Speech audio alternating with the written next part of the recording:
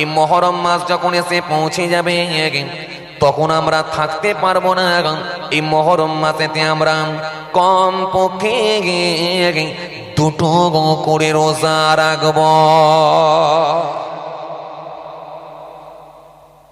হে তরুণীরা ও যুবকেরা, আমার মুরব্বিয়ারা, শুনে রেখে দিলে মামা, এই মুহররম মাসের কিছু কাজ আছে, মুহররম মাসে কিছু করণীয় আছে। যখন আমরা এই মুহররম মাস পেয়ে যাব, এই মুহররম মাসটাকে হই হই করে আমরা যেন কাটিয়ে দেব না। এই মুহররম মাস যখন আমরা পেয়ে যাব, এই মুহররম মাসে আমরা কমপক্ষে দুটো করে রোজা রাখবো। শুধু তাই নয়, কেউ যদি ইচ্ছা করে 10টা রোজা রাখতে পারে, 1 থেকে 10টা রোজা রাখতে পারে। 1 2 3 4 5 6 7 8 9 10, 10টা রোজা রাখতে পারে। কিতাবের মধ্যে পাওয়া যায়, যদি কোনো ব্যক্তি আল্লাহর সন্তুষ্টির জন্য 10টা রোজা রাখে, আমার আল্লাহ এত খুশি হয়ে যায়, 10 বছর দিনে রোজা রাখা, রাত্রিতে জাগরণ করে, জাগ্রত অবস্থায় ইবাদত করে, রাত জেগে ইবাদত করে, দিনে রোজা রাখার সওয়াব আল্লাহ তার নেকির খাতায় লিখে দেবে। কিতাবের মধ্যে পাওয়া যায়, জি, যদি কোনো ব্যক্তি 10টা রোজা রাখে, আল্লাহ ইচ্ছা করলে 10 বছরের রোজার সওয়াবও তার নেকির খাতায় দিতে পারেন। এই জন্য মুহররম মাসের মারাত্মক ফজিলত রয়েছে। হাই তরুণীরা ও যুবকেরা, আমার মুরব্বিয়ারা, শুনে রেখে দে মামা, শুধু তাই নয়, কিতাবের মধ্যে পাওয়া যায়, এই মুহররম মাসকে আমরা কাজে লাগাবো। যদি কোনো ব্যক্তি এই মুহররম মাস পায়, এই মুহররম মাসে রোজা রাখবে, এই মুহররম মাসেতে বেশি বেশি বেশি বেশি করে তেলাওয়াতে কোরআন শরীফ পড়বে, কোরআনে কারীম তেলাওয়াত করবে, এই মুহররম মাসে বেশি বেশি করে নফল নামাজ আদায় করে নেবে। এগুলো হলো মুহররম মাসের কাজ, এগুলোই হলো মুহররম মাসের করণীয়। এই মুহররম মাসটা হই হই করে কাটাবার নাম মুহররম মাস নয়। এই মুহররম মাসের সম্মান দিতে হবে, এই মুহররম মাসের ইজ্জত দিতে হবে। কিতাবের মধ্যে পাওয়া যায়, হযরত ওসমান রাদিয়াল্লাহু তাআলা আনহু থেকে বর্ণিত হাদিস আছে, আল্লাহ নবী বিশ্বনবী বললেন, যে ব্যক্তি মুহররম মাসের সম্মান দিল, মুহররম মাসের ইজ্জত দিল, আমার আল্লাহ এত খুশি হয়ে যান, এত রাজি হয়ে যান, এত খুশি হয়ে যান, ওই ব্যক্তিটাকে আমার আল্লাহ কবুল করে নিয়ে রাজি হয়ে গিয়ে জান্নাতে তার মর্যাদা, তার সম্মানও আল্লাহ বাড়িয়ে দেবে। এই জন্য মুহররম মাসের কিছু করণীয় আছে, মুহররম মাসের কিছু কাজ আছে, মুহররম মাসের কিছু দায়িত্ব আছে, এইগুলো পালন করতে হবে। কথা বুঝে আসছে? এই মুহররম মাসের অনেক কিছু ঘটনা ঘটেছে, অনেক কিছু ঘটবে। জি, যেমন 10টা ঘটনা তো ঘটিয়েছে, যার জন্যই তো এই আশুরার দিন বলা হয়। আপনাদের জানা আছে, ভাইরা মাদুসরা আমার বাবা, ইয়াউমুল আশুরা, ভাইরা মাদুসরা আমার বাবাজিরা, আমার বাবাজিরা, আমার ভালো করে শুনে রেখে দেন। জি, তার মধ্যে আমরা কি শুনলাম, হযরতে মূসা আসলাম দরিয়া পার হয়েছিলেন। শুধু তাই নয়, আপনাদের জানা আছে হযরতে নূহ আসলাম, হযরতে নূহ আসলাম 950 বছর ধরে দ্বীনের দাওয়াত দিয়েছিলেন, নামাজের আল্লাহর কথা বলেছিলেন, দ্বীনের দাওয়াত দিয়েছিলেন, জিকিরের কথা বলেছিলেন, কিন্তু হযরতে নূহ আসলামের কথা কেউ নিল না। 950 বছর ধরে দ্বীনের দাওয়াত দিয়েছিলেন, মাত্র 80টি মানুষ হেদায়েত হয়েছিল, বাকি মানুষগুলো কিন্তু হেদায়েত হয় না। হযরতে নূহ আসলাম সেই সময় থাকতে না পেরে আল্লাহ দরবারে দরখাস্ত করেছিলেন, ও আমার আল্লাহ, ও আমার রব, আপনি এদেরকে ধ্বংস করে দেন, আপনি এদেরকে ধ্বংস করে দেন। আপনি এদের ধ্বংস করে দেন, এদেরকে আপনি শেষ করে দেন। আমার আল্লাহ সেই সময় বলেছিলেন, হে নূহ শুনে রেখে দাও, জেনে রেখে দাও, ওদেরকে তো আমি ধ্বংস করে দেব, চিন্তা করো না। তুমি একটা কিস্তি বানাও, নৌকা বানাও, ওই নৌকাতে যারা ইমানদার মানুষ, ওই ইমানদার মানুষগুলোকে নৌকার ওপর তুলে নেবে, বাকি সমস্ত মানুষকে আমি আল্লাহ ধ্বংস করে দেব। হযরত নূহ নবী একটা নৌকা বানিয়েছিলেন, আপনাদের জানা আছে যে নৌকাটা হলো পৃথিবীর সর্বপ্রথম নৌকা। নূহ নবীর আগে কেউ নৌকা বানাতে পারে না, নূহ নবীর আগে কেউ কিস্তি বানাতে পারে না।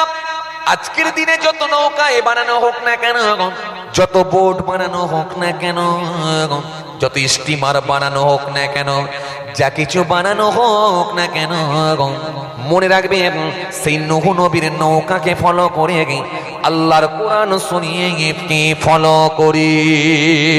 নূহ নবীর নৌকার আগে কেউ নৌকা বানাতে পারে না। হযরত সুলাইমান নবীর হাওয়াতে পাখতা নিয়ে উড়ে চলে গিয়েছিলেন। সুলাইমান নবীর পাখতা উড়ানোর আগে কেউ ড্রোন উড়াতে পারে না, হেলিকপ্টার উড়াতে পারে না, রকেট উড়াতে পারে না, এরোপ্লেন উড়াতে পারে না। যা কিছু আজকের দিনের মানুষ উড়াতে শিখেছে সব সুলাইমান নবীর পাখতাকে ফলো করে, আল্লাহর কোরআন শরীফকে ফলো করে আজকে হেলিকপ্টার বানাচ্ছে, এরোপ্লেন বানাচ্ছে।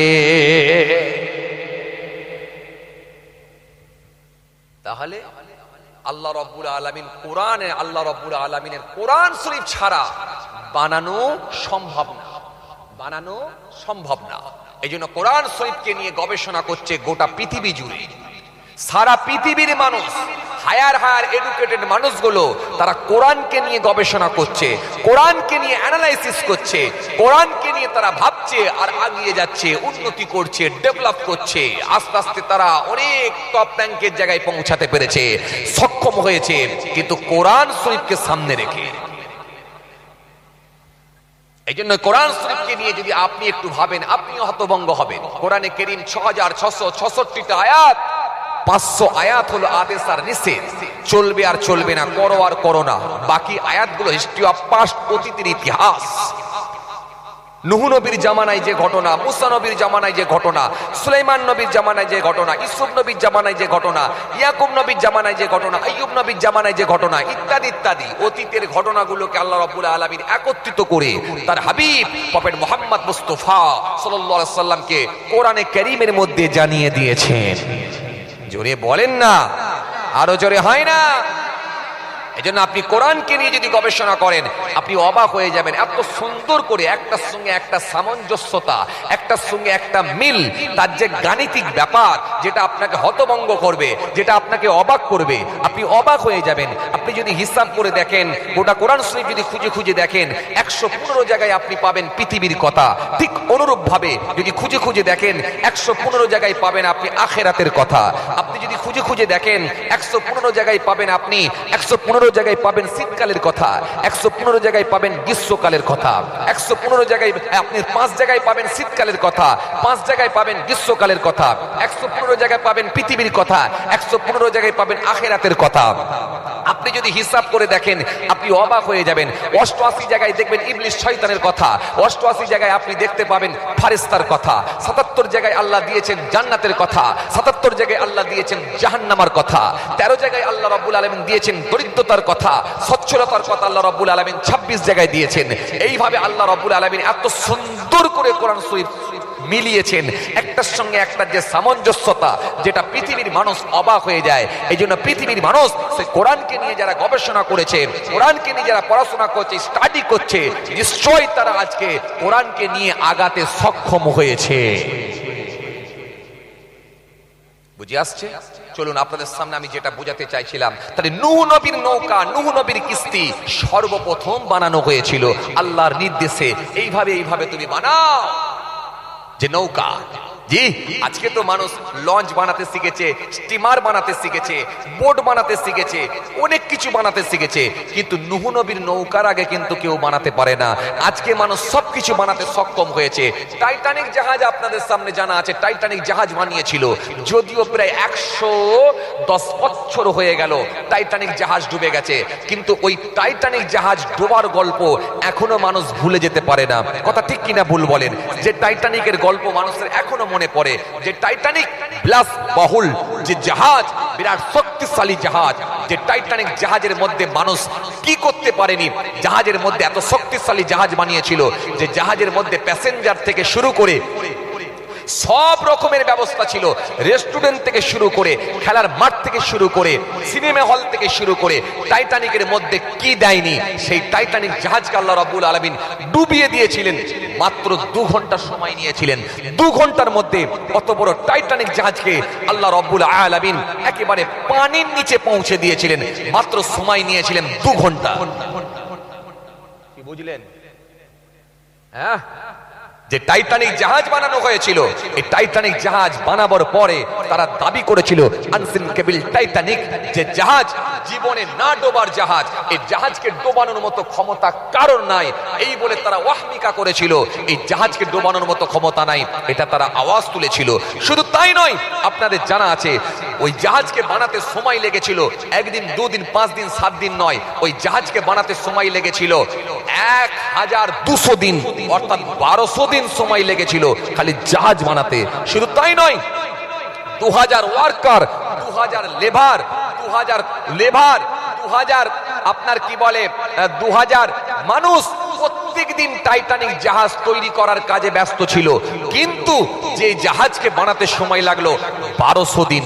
শুধু তাই নয়, ওই জাহাজ যখন বানানো হয়ে গেল, জাহাজ বানাবার পরে ওই জাহাজ যখন ট্রেনিং, ওই জাহাজে যখন টেস্ট হলো, টেস্টিং করার পর, টেস্ট করার পরে তারা দাবি করলো আনসিঙ্কেবল টাইটানিক, জীবনে না ডোবার জাহাজ, জীবনে জাহাজ ডুববে না, এত বিশাল শক্তিশালী জাহাজ ইতিপূর্বে কখনো বানানো হয় না। তারা এই আওয়াজ দিয়েছিল, এই দাবি করেছিল। শুধু তাই নয়, আপনাদের জানা আছে ওই জাহাজের মোট 1500 প্যাসেঞ্জার নিয়ে, আপনাদের জানা আছে ইংল্যান্ডের এমটম বন্দর থেকে স্টার্ট করেছিল, আর জাহাজ যাচ্ছিল কোথায়? আমেরিকা নিউ ইয়র্ক বন্দরে যাচ্ছিল। সময় নিয়েছিল মাত্র 7 দিন। যখন তারা টিকিট বিক্রি করতে শুরু করলো, টিকিটের এত চাহিদা বেড়ে গেল, শেষে টিকিটে পাওয়া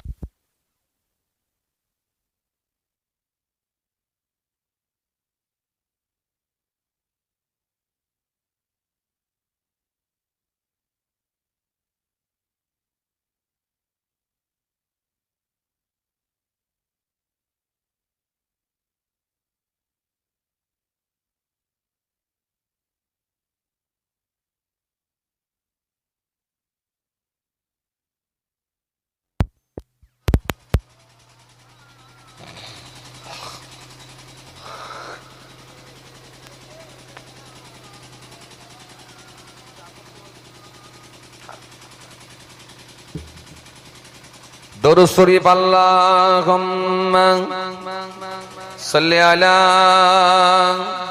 ঠিক আছে, ওয়া আলা আলি।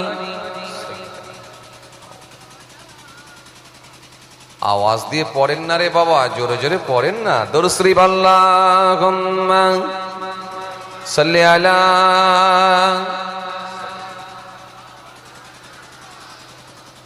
وعلى آل سيدنا مولانا محمد صلى الله عليه وسلم। ভাইরা আমার, দোস্তরা আমার, বাবাজিরা আমার, যে কথা বোঝাতে চাইছিলাম, এই জাহাজ এত শক্তিশালী জাহাজ বলে তারা দাবি করেছিল, যেই জাহাজ তৈরি করতে সময় লেগেছিল 1200 দিন, অর্থাৎ 1200 দিন। এই জাহাজের যাত্রী ছিল কতজন? 1500 জন। শেষে যখন তারা টিকিট বিক্রি করতে লাগলো, টিকিটের এত চাহিদা বেড়ে গেল, শেষকালে আর টিকিট দিতে পারছে না, ব্ল্যাকে বিক্রি করতে লাগলো। ব্ল্যাকে এক একটা টিকিটের দাম উঠেছিল ভারতীয় মুদ্রা 4,80,000 টাকা, ভারতীয় মুদ্রার 4,80,000 টাকা ব্ল্যাকে টিকিট বিক্রি করা হয়েছিল। ভারতীয় মুদ্রা 4,80,000 টাকা এক একটা টিকিটের মূল্য। তারপরেও এত টিকিটের চাহিদা, এত টিকিটের চাহিদা লোককে দিয়ে শেষ করতে পারে না। লাখো লাখো মানুষের আফসোস রয়ে যায় যে জাহাজটা মনে হয় চাপা হলো না। জাহাজটা চাপা মানে বিরাট নসিবের ব্যাপার। মাত্র 1500 যাত্রী নিয়ে, 1500 যাত্রী নিয়ে যখন ইংল্যান্ডের এমটম বন্দর থেকে স্টার্ট করা হলো, বাবাজি আমার ভাইরা, ওই জাহাজের ডকে লাখো লাখো মানুষ, লাখো লাখো মানুষ তারা ওই জাহাজের তাদের আপনজনদেরকে আলবেদা আলবেদা আলবেদা আলবেদা আলবেদা আলবেদা করে হাত নাড়িয়েছিল। আর তারা মনে মনে ভেবেছিল ওরা কত ভাগ্যবান, ওদের কত সৌভাগ্য যে ওরা জাহাজে ডুব চাপতে পেরেছে, কিন্তু আমাদের জাহাজে চাপা নসিব হলো না। কিন্তু তারা জানে না যে ওরা আমার রিলেটিভ, আমার আত্মীয়দেরকে চিরকালের মতো হাত নাড়া দিচ্ছি, এটা আলবেদা জানাচ্ছি চিরকালের মতো, কখনো আর ফিরে আসবে না, এটা কিন্তু তারা জানতো না। কিন্তু ওই জাহাজ যখন ছাড়া হলো, আপনাদের জানা আছে মাত্র ওই জাহাজ, আপনাদের জানা আছে একদিন পরে, তার পরদিনে বাবাজি আমার ভাইয়েরা ওই জাহাজ, বাবাজি আমার ভাইয়েরা বন্দরে গিয়ে কিছুক্ষণ বিরত দিয়ে যখন টানা 72 ঘন্টা চলেছিল, ওই দিন আপনাদের জানা আছে আটলান্টিক মহাসাগর ছিল স্তব্ধ এবং শান্ত, একেবারে কুয়াশায় আচ্ছন্ন। ওই দিনে জাহাজটা ডুবে গিয়েছিল। সেই দিনটা ছিল 15ই এপ্রিল 1912 সাল। 15ই এপ্রিল জাহাজটা ডুবে গিয়েছিল। শুধু তাই নয়, ভালো করে শুনে রেখে দেন, সেই জাহাজ ডুবে যাওয়ার কারণ আজও পর্যন্ত মানুষ খতিয়ে খতিয়ে দেখছে। কারণটা কি? জাহাজটা ডুবলো কেন, কি কারণে ডুবেছে? আজকের মানুষ তদন্ত করে খতিয়ে দেখে 6টা কারণ তারা খুঁজে পেয়েছে। কটা বললাম? 6টা কারণ খুঁজে পেয়েছে।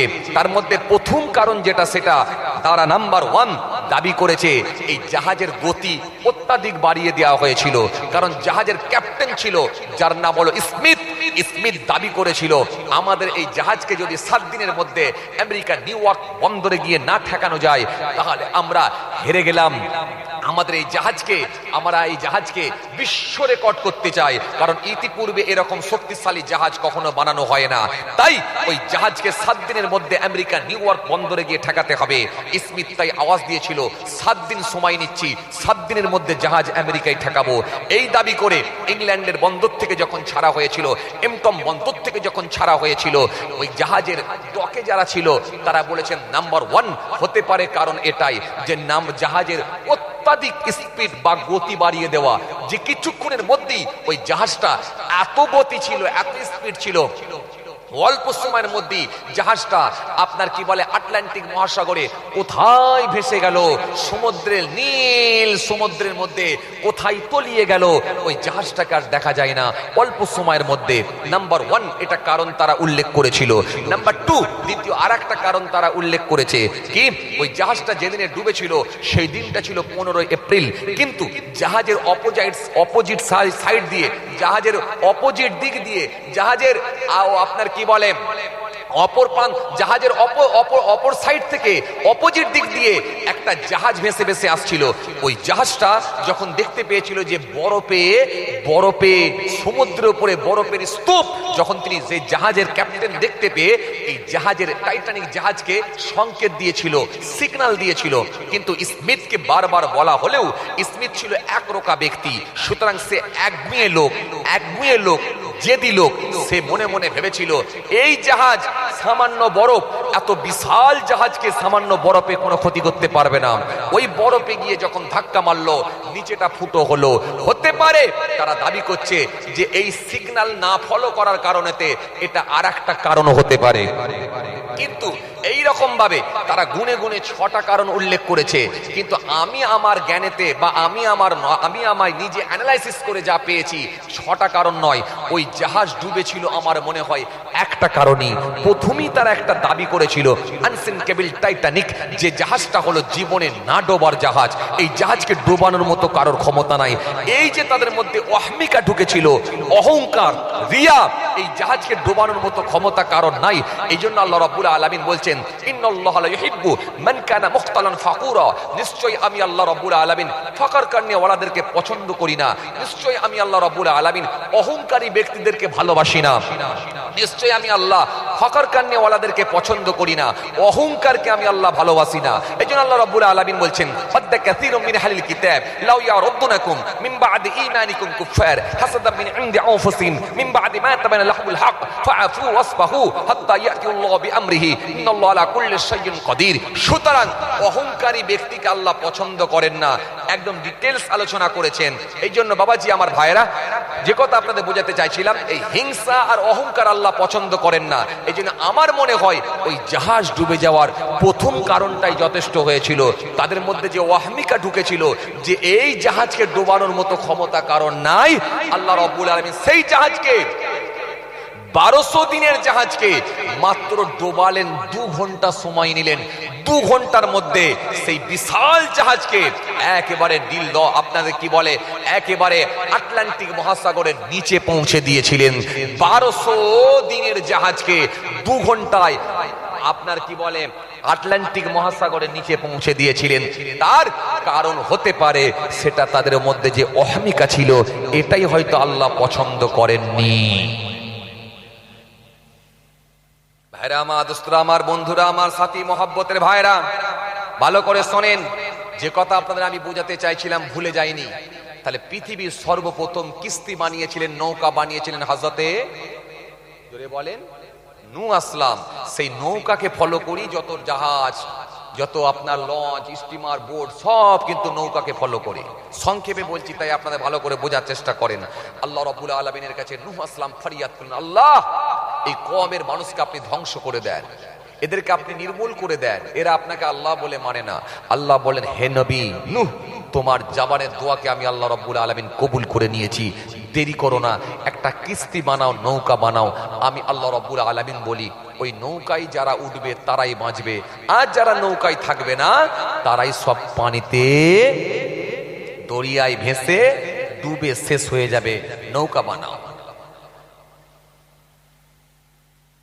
হে তরুণীরা, জওয়ানেরা, ইয়া মাই মুরব্বিয়ানেরা, শুনে রেখে দে বাবা, আল্লাহ নবী হযরত নূহ নবী নৌকা বানাতে শুরু করলেন। নৌকা বানাতে স্টার্ট করে দিলেন। সেই কওমের মানুষগুলো, সেই গোত্রের মানুষগুলো হযরত নূহ নবীকে দেখে ঠাট্টা মজা করতে লাগলো। হে নূহ, দরিয়া এখান থেকে অনেক দূর, পানিতে তুমি নৌকা নিয়ে যাবে কেমন করে? দরিয়া তো এখান থেকে বহু দূরে, এত বড় নৌকাকে তুমি নিয়ে যাবে কেমন করে? হে নূহ, তোমার কি মাথা খারাপ হয়েছে? এত বিশাল নৌকা বানাচ্ছ, এই নৌকাটা তুমি পানি পর্যন্ত নিয়ে যাবে কি করে? দরিয়া তো অনেক দূরে, পানি তো অনেক দূরে, সমুদ্র অনেক দূরে, নদী অনেক দূরে, কিভাবে তুমি এত বিশাল নৌকাকে নিয়ে যাবে বলো? হযরত নূহ নবী সেই সময় বলেছিলেন, আজকে তোমরা আমাকে দেখে ঠাট্টা করো, আজকে তোমরা আমাকে দেখে মজা করো, আজকে তোমরা আমাকে দেখে বিদ্রোহ করো। এমন একটা দিন আসছে বাবা, যেই দিনটা আমার আল্লাহ রাব্বুল আলামিন এমন ভাবে পানি দেবেন, যে পানি আর দরিয়া শুধু নয়, ওই পানিটা তোমার ঘরে এসে পৌঁছে যাবে। সেই দিনে আমার এই নৌকা কাজে লাগবে। ও বাবা, শুনে রেখে দাও, আজকে তোমরা আমার সঙ্গে মজা করো, ঠাট্টা করো। সেই দিনে কিন্তু একটা দিন আসছে, যেদিনে আমি নূহ আসলাম তোমাদের সঙ্গে মজা করব, ঠাট্টা করব। একটা দিন আসছে, দেখবে পানি ঘরে এসে পৌঁছে যাবে। কি ভাবছো? দরিয়া অনেক দূরে, আমাকে নিয়ে মজাক করছো, ঠাট্টা করছো? দাঁড়াও, একটা সময় আসছে যেদিন আল্লাহর হুকুম হবে, পানি ঘরে এসে পৌঁছাবে। সেদিনে বুঝতে পারবে যে কেন আমি নৌকা বানাচ্ছি। হে তরুণেরা, জওয়ানেরা, ইয়া মাই মুরব্বিয়ানেরা, শুনে রেখে দে বাবা, হযরত নূহ নবী নৌকা বানাতে লেগেছে। এমত অবস্থায় দেখা যায় একজন বৃদ্ধা মহিলা, একজন জয়ীফা মহিলা, শরীরটা ক্ষীণ হয়ে গেছে, শরীরটা পাতলা হয়ে গেছে, গুটি গুটি গুটি পায়ে লাঠি ধরে নিয়ে হযরতে নূহ আসলামের কাছে এসে হাজির হয়ে গেলেন। ও আল্লাহ নবী, নূহ নবী, বেয়াদবি নেবেন না হুজুর। হুজুর, আমি আপনার কাছে এসেছি কালেমা পড়ে ঈমান কবুল করব। আরো জোরে বলেন, আরো জোরে বলেন। হযরতে নূহ নবী সেই সময় কালেমা পড়িয়ে দিলেন।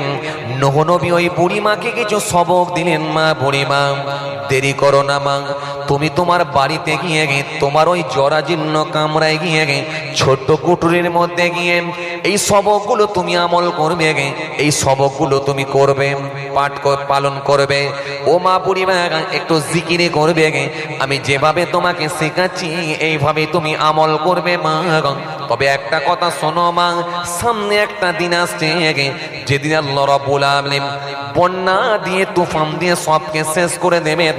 এই যে আমি নৌকা বানাচ্ছি, সেদিনে আমার নৌকায় যারা উঠবে ও মা, বুড়িমা, তাদের কি আল্লাহ রাব্বুল আলামিন বাঁচাবেন, বাকি কাউকে বাঁচাবেন না মা। সেদিনে কিন্তু তুমি আমার নৌকায় উঠে পড়বে মা।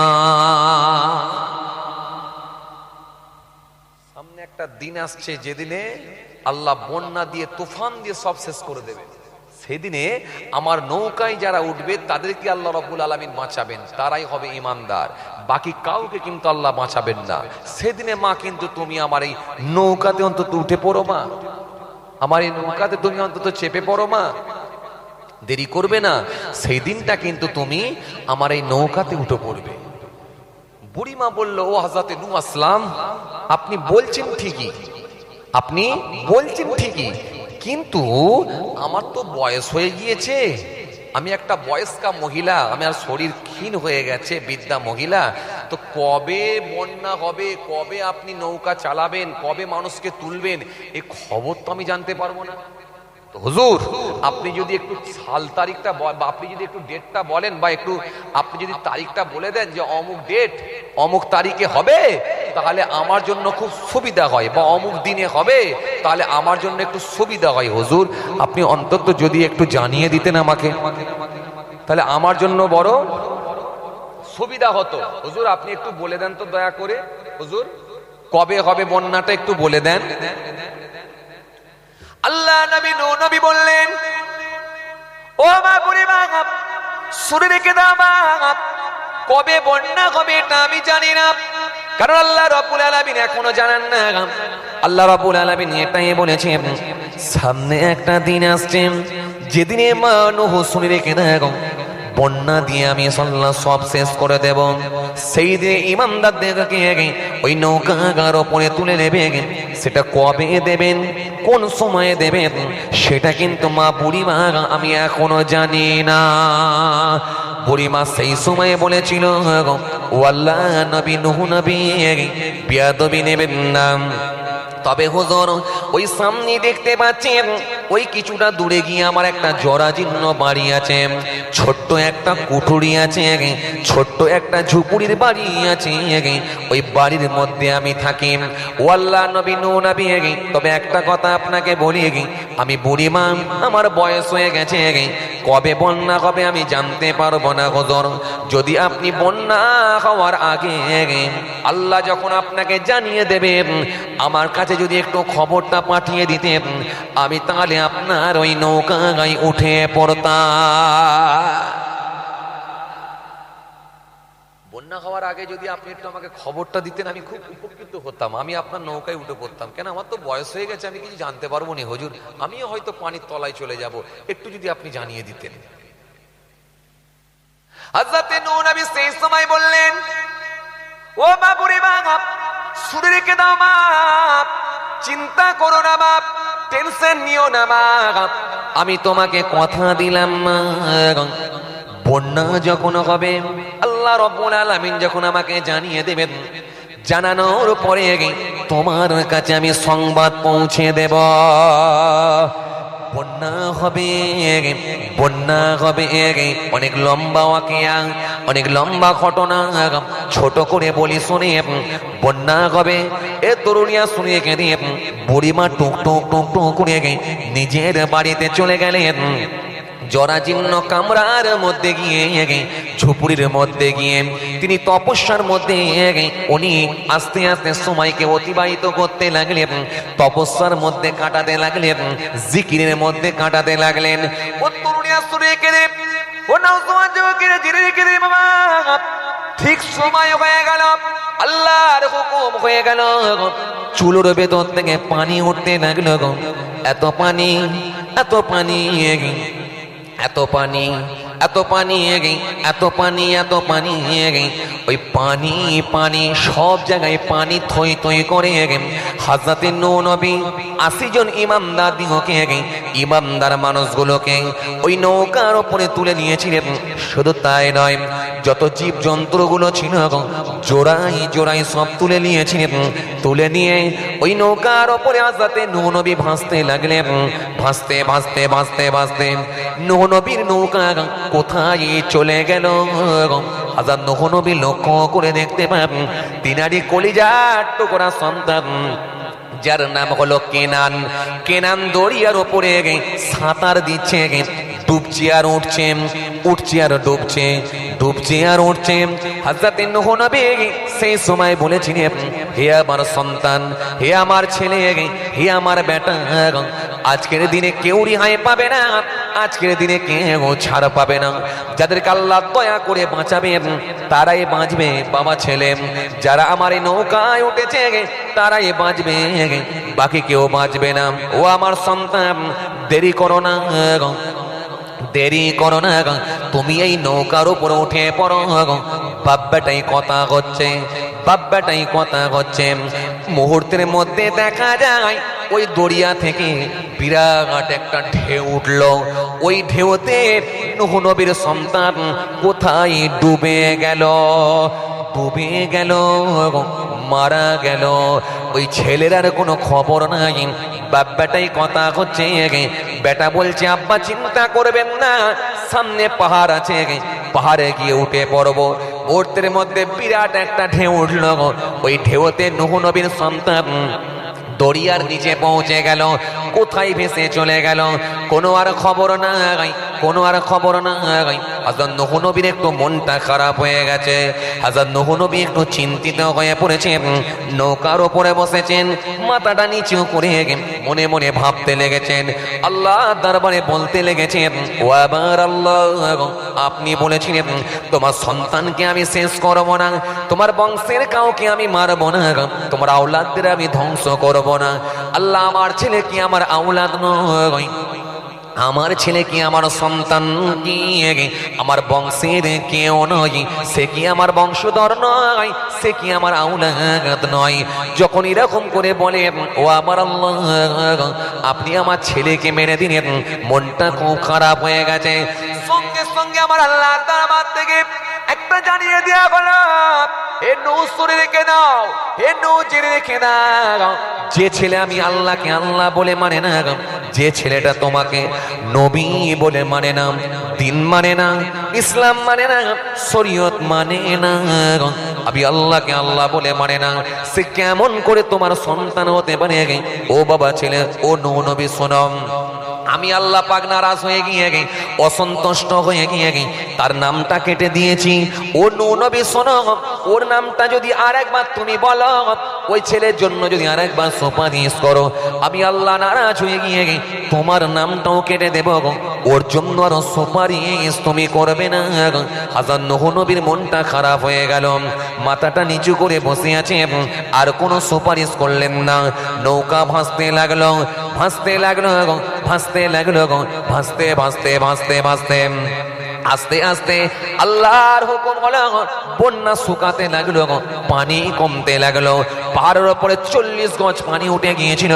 ওই পানি যখন আস্তে আস্তে নামতে লাগলো, ওই নৌকাটা গিয়ে ভাসতে ভাসতে যেই পাহাড়টায় গিয়ে ঠেকে গিয়েছিল, ওই পাহাড়টার নাম হলো যদু পাহাড়। ওই পাহাড়ে গিয়ে নূহ নবীর নৌকাটা গিয়ে যখন ঠেকে গেল, ওই পাহাড়টার নাম হলো যদু পাহাড়। যেদিনে নূহ নবীর নৌকাটা গিয়ে পাহাড়ে ঠেকেছিল, ওই দিনটা কিন্তু ছিল এই মুহররম মাসের 10 তারিখ, আশুরার দিন। কি বুঝলেন? যে ওটাও কিন্তু ছিল এই আশুরার দিন, যেদিন আল্লাহ রাব্বুল আলামিন এই বিশাল বন্যা, বিশাল প্লাবন থেকে আল্লাহ রক্ষা করেছিলেন, হেফাজত করেছিলেন। সেটাও কিন্তু ছিল এই আশুরার দিন 10 তারিখ। বুঝা গেল? এই ঘটনা, এরকম অনেক ঘটনা ঘটেছে। আবার সবই যে আশুরার দিনে ঘটেছে তা না, আমি যেগুলো বলছি এগুলো কিন্তু আশুরার দিনই ঘটেছিল। সহি হাদিস থেকে প্রমাণ পাওয়া গেছে, এই জন্য আপনাদের বলছি। সহি হাদিস থেকে পেয়েছি বলে বলছি, এই জন্য এটা ছিল আশুরার দিন। যদু পাহাড়ে গিয়ে দরিয়ার আপনার নৌকা যদু পাহাড়ে গিয়ে লেগেছিল, ওটা ছিল আশুরার দিন। বুঝতে পারছেন? জি ভাইরা আমার, দোস্তরা আমার, বাবাজিরা আমার, বন্যা শেষ হয়ে গেল, বন্যা কমে গেল, পানি কোথায় চলে গেল? শুকিয়ে গেল। আস্তে আস্তে আস্তে আস্তে জমিনটা শুকাতে লাগলো। মানুষজন আবার আস্তে আস্তে আস্তে আস্তে পুনরায় ফের বসবাস শুরু করলো, নৌকা থেকে নেমে পড়লো। এইভাবে অনেক লম্বা ঘটনা। এইভাবে গুনে গুনে গুনে গুনে 6 মাস কেটে গেল। ক মাস? 6 মাস। 6 মাস পরেতে হযরতে নূহ নবীর মনে পড়ে গেছে, যা সেই বুড়ি বন্যার আগে আমার কাছে এসেছিল আর বলেছিল হুজুর একটু খবর দেবেন, তাকে তো খবর দেওয়া হয়নি। যা, মনে হয় আর বুড়ি বেঁচে নেই, মনে হয় আর বুড়ি বেঁচে নেই। বুড়ি মনে হয় বন্যার পানিতে কোথায় মনে হয় তলিয়ে গেল, যা ডুবে মনে হয় শেষ হয়ে গেল। নূহ নবীর মনটা বড় খারাপ। যা, একটু বুড়িমা খবর দিতে বলেছিল, আপনাদের মনে আছে তো নাকি? হ্যাঁ, বুড়িমা বলেছিল খবর দিতে, যা। মনটা খারাপ। বুড়ি মনে হয় আর বেঁচে নাই, বেচারা এমনি রুগ্ন মানুষ, জীর্ণ হয়ে গিয়েছে একেবারে। সেই কি বলে জীর্ণ, একেবারে কি বলে আপনার কি বলে বৃদ্ধা মহিলা, জয়ীফা মহিলা, একেবারে চেহারা ক্ষীণ হয়ে গেছে। আর এই রকম একজনের মহিলা, সে কি আর বেঁচে আছে? সে মনে হয় আর বেঁচে নাই। নূহ নবীর মনটা বড় খারাপ। নূহ নবী একজন মানুষকে বললেন, যাও, ও আমার কাছের মানুষ, শিষ্য, যাও তো, ও যে অ্যাড্রেস দিয়ে গেছিল ওই অ্যাড্রেসে একবার যে খবর নিয়ে দেখো তো, কি খবর দেখো তো। যাচ্ছে আল্লাহর মাহবুব বান্দা যাচ্ছেন, হযরত নূহ আসলামের শিষ্য, নূহ আসলামের কাছের মানুষ যাচ্ছে, বুড়িমার খবর কিছু আছে নাকি দিতে। ও ও মা জামাকেরা, হে আমার মুরব্বিয়ানেরা, বাবারা শুনে রেখে দিন, জেনে রেখে দিন বাবা। ওই মানুষটা যখন টুক টুক টুক টুক করে হেঁটে হেঁটে যেতে লাগলো, আল্লাহর খাস বান্দা হযরত নূহ নবীর শিষ্য, নূহ নবীর কাছের মানুষ টুক টুক করে হেঁটে হেঁটে যেতে লাগলো। আরো কিছু দূর গেলেন, আরো কিছু দূর গেলেন।